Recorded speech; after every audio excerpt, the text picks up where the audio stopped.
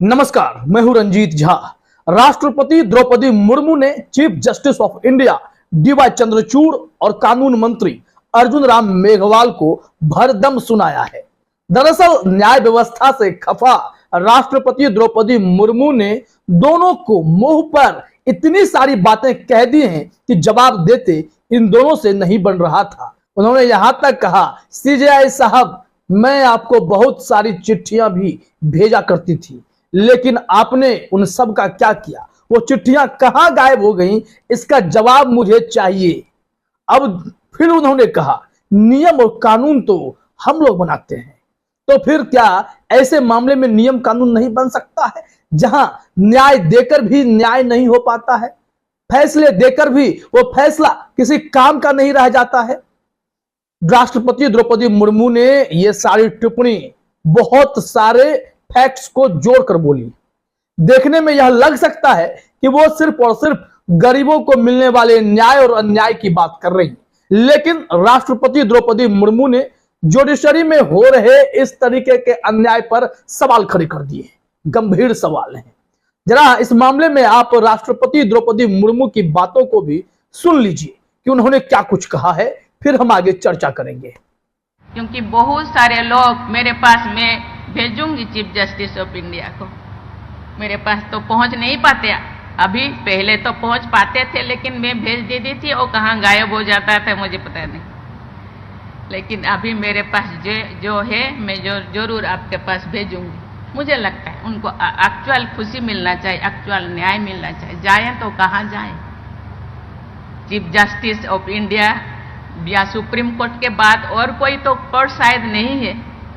तो सुना आपने, यहां राष्ट्रपति द्रौपदी मुर्मू का कहना था कि आप फैसला तो कर देते हैं, कई दफे यह फैसले जब बाद में धरातल पर हम उसको परीक्षण करते हैं, देखने जाते हैं, तो पता चलता है कि 5 साल 10 साल आपके फैसले के हो गए, लेकिन उन्हें इंसाफ तो मिला ही नहीं। यह केस गरीबों से जुड़ जाता है। लेकिन न्याय होकर भी न्याय का नहीं मिल पाना, या फिर इस तरीके से फैसला आना जिसमें अन्याय दिखाई पड़ता हो, उसको लेकर राष्ट्रपति द्रौपदी मुर्मू ने सीजेआई चंद्रचूड़ और कानून मंत्री अर्जुन राम मेघवाल को घेरा है। उन्होंने यहां तक कहा कि अगर कानून नियम हम लोग बनाते हैं तो फिर यहां पर नियम तो होने चाहिए, कोई तो रास्ता होगा। अब यह कैसे होगा मैं नहीं जानती, लेकिन आपको सोचना पड़ेगा। चाहे वो कानून मंत्री सोचें, सीजेआई साहब सोचें, जो बाकी जज हैं वो सोचें, वकील सोचें, लेकिन सोचें जरूर, इंसाफ मिलना चाहिए। मुझे लगता है उनको सही महीने में जस्टिस मिलना चाहिए। ये रिस्पॉन्सिबिलिटी आपका है। मुझे लगता है इसका रास्ता जरूर होगा। नियम हम बनाते हैं, नहीं है तो बनाना चाहिए थोड़ा, उनको तो न्याय मिलना चाहिए। किस मामले को लेकर राष्ट्रपति द्रौपदी मुर्मू को इतना गुस्सा आया होगा, आप समझते हैं क्या? आप इस देश में वर्तमान में लिए गए कुछ फैसले को ही देख लीजिए, आपको सारी बातें स्पष्ट हो जाएंगी। जहां पर सत्ता से सवाल खड़े होने चाहिए, उस वक्त सुप्रीम कोर्ट सत्ता के साथ खड़ा नजर आता है। आप देखिए ना, कई ऐसे मामले हैं। सीबीआई डायरेक्टर की नियुक्ति का मामला, महाराष्ट्र में असल में सरकार किसकी, उस मामले में सुप्रीम कोर्ट का फैसला, ईडी के मामले में फैसला, चुनाव आयुक्त के मामले में फैसला, गौतम अडानी का मामला, गौतम अडानी के मामले में सुप्रीम कोर्ट की कमेटी भी कुछ नहीं कर पाई। तो फिर यह फैसला आकर भी किस तरीके का फैसला है? ये सारे फैसले में निर्णय आकर भी ऐसा लगता है कि न्याय नहीं हुआ है। हर तरफ लगता है कि कहीं ना कहीं कुछ कमी रह गई है, और जिस ओर द्रौपदी मुर्मू इशारा भी करती नजर आ रही है। राष्ट्रपति द्रौपदी मुर्मू ने न्यायिक व्यवस्था की पोल खोलकर रख दी है। अब उनका साफ तौर पर कहना है कि सीजेआई साहब, आपके फैसले नहीं लगते हैं, क्योंकि यह अंजाम तक नहीं पहुंचते, और कई दफे इस तरीके से न्याय कर देते हैं कि वो अन्याय ही मालूम पड़ता है। अब यह मामला तूल पकड़ेगा, क्योंकि राष्ट्रपति द्रौपदी मुर्मू ने जिस हिसाब से, जिस बेबाकी से इन दोनों को घेरा है, उसके बाद जुडिशरी को भी अपने अंदर झांकने की और सुधार करने की जरूरत पड़ने वाली है। तो महाराष्ट्र के मामले में सब कुछ सुप्रीम कोर्ट देखता रहा है, क्या हुआ नहीं हुआ, कैसे चुनाव आयोग ने उद्धव गुट के शिवसेना को शिंदे के हाथों सौंप दिया, कैसे महाराष्ट्र में बनी बनाई एमवीए की सरकार को गिराकर यहां पर एनडीए की सरकार बनाई गई, जिसमें बीजेपी ने शिंदे को पकड़ा और शिंदे ने अपने बाकी विधायकों को पकड़ा।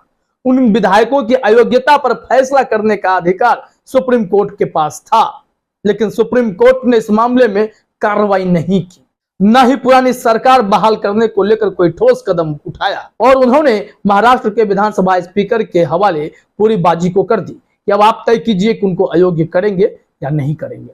डांट फटकार लगाने वाली सुप्रीम कोर्ट इस मामले में कोई ठोस कार्रवाई नहीं कर पाई। तो सवाल तो उठता है कि न्याय होकर भी न्याय कहां हुआ है।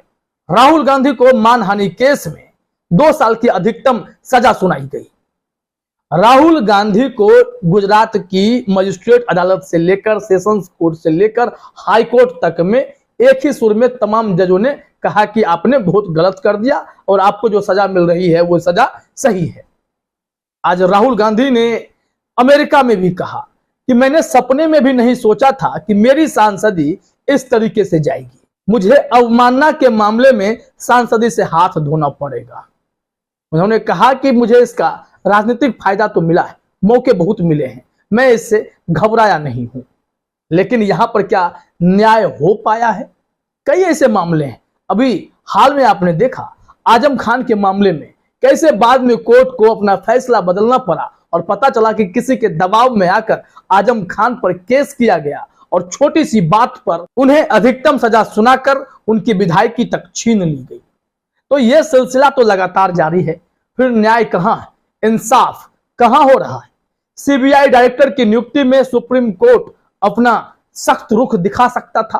प्रवीण सूद के मामले पर बहुत सारे विवाद थे और वहां पर यह भी कहा गया था कि प्रवीण सूद से भी काबिल अफसर और हैं, लेकिन प्रवीण सूद को ही मोदी सरकार पसंद करती थी तो सीबीआई डायरेक्टर बने, लेकिन सुप्रीम कोर्ट के चीफ जस्टिस चाहते तो वहां विरोध जताकर और अधीर रंजन चौधरी का विरोध होता तो सरकार को बेबस होना पड़ता और मोदी सरकार एक निष्पक्ष अफसर को सीबीआई के डायरेक्टर के तौर पर चुन पाती। क्योंकि सीबीआई में जो भी अधिकारी हैं उन पर आरोप लगता है कि वो सीबीआई का दुरुपयोग कर विपक्ष को परेशान करते हैं केंद्र सरकार के इशारे पर।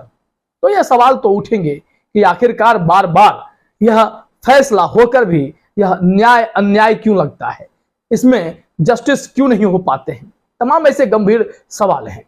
वहीं देखिए ईडी चीफ को लेकर मामला फंसा हुआ रहता है, चुनाव आयुक्त को लेकर मामला सुप्रीम कोर्ट में है, तो इन सब मामले पर कुछ भी ठोस कार्रवाई नहीं होती है, मामला लटका रह जाता है। इस वजह से द्रौपदी मुर्मू ने निशाना साधा है कि कुछ फैसले होकर भी फैसले नहीं लगते हैं, कुछ न्याय होकर भी अन्याय सा लगता है, क्योंकि 5 सालों बाद मुझे पता चलता है कि इस मामले में कोई कार्रवाई हुई ही नहीं है। जो यह वीडियो वायरल हुआ है थोड़ा पुराना है, लेकिन विवाद वहीं का वहीं टिका हुआ है कि आखिरकार द्रौपदी मुर्मू ने जो बातें कही हैं, जो दावे किए हैं, उसका जवाब क्या सीजेआई चंद्रचूड़ के पास है? क्या इस मामले में जवाब कानून मंत्री अर्जुन राम मेघवाल के पास है? तमाम ऐसे सवाल एक साथ कौंधने लगे हैं। तो ऐसे में यह सोचना पड़ेगा कि राष्ट्रपति जो बातें कह रही हैं उस पर सीजेआई और कानून मंत्री मिलकर क्या अलग रास्ता निकाल सकते हैं कि इसमें फैसला के रूप में दिखे और न्याय अन्याय के रूप में ना दिखे। यहां जेपी गौतम ने एक कमेंट किया है, जरा अपने स्क्रीन पर देखिए। उन्होंने लिखा कि माननीय राष्ट्रपति जी ने सीजेआई और कानून मंत्री से बोला कि कोर्ट के फैसले के बाद भी कुछ लोगों को न्याय नहीं मिलता। इस बयान के बाद तो मैं यही कहूंगा कि न्यायिक प्रक्रिया के हिस्सेदार और सरकार में बैठे नुमाइंदों को शर्म कब आएगी। अब निचली अदालत में यह दिख रहा है कि किस तरीके से फैसले ताबड़तोड़ तो होते हैं, नेताओं को टारगेट किया जा रहा है, जबकि सुप्रीम कोर्ट ने कहा था कि किसी भी जनप्रतिनिधि पर फैसला करने से पहले आप जरा सोचिएगा, कोई सेंटेंस लिखने से पहले सोचिएगा कि इसका कितना व्यापक असर होगा। आजम खान का, अब्दुल्ला आजम का, राहुल गांधी का, मोहम्मद फैजल का और भी कितने सारे नाम निकल आएंगे जिनकी सांसदी या फिर विधायकी चली गई, कुछ की वापस लौट पाई। उन्होंने बहुत संघर्ष किया उसके बाद, लेकिन अदालतों के निर्णय हमेशा सवालों के घेरे में खड़े होने लगे हैं और राष्ट्रपति ने इस बात पर मुहर लगाई है और आपके जो फैसले होते हैं वो अंजाम तक भी नहीं पहुंच पाते हैं। ऐसे में राष्ट्रपति की बातों को गौर करते हुए chief justice of India DY Chandrachud और कानून मंत्री अर्जुन राम मेघवाल को सोचना होगा कि हमारी जुडिशियरी का माखौल कोई ना बना सके। राष्ट्रपति इस मामले में अगर बोल रही हैं तो समझिए देश में मामला कितना गंभीर है। उन्होंने जो सवाल पूछे कि सीजेआई साहब हमारी भेजी चिट्ठियां कहां गायब हो जाती हैं, इसका जवाब दीजिए, मैं फिर भेजूंगी, लेकिन कोई रास्ता निकालिए और हल निकालिए।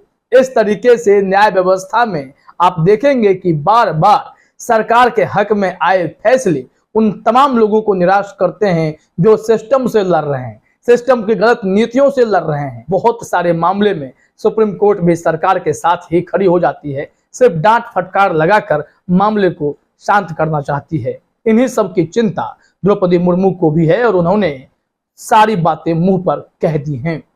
फिलहाल इस वीडियो में इतना ही। आप सभी का हमसे जुड़ने के लिए बहुत बहुत धन्यवाद।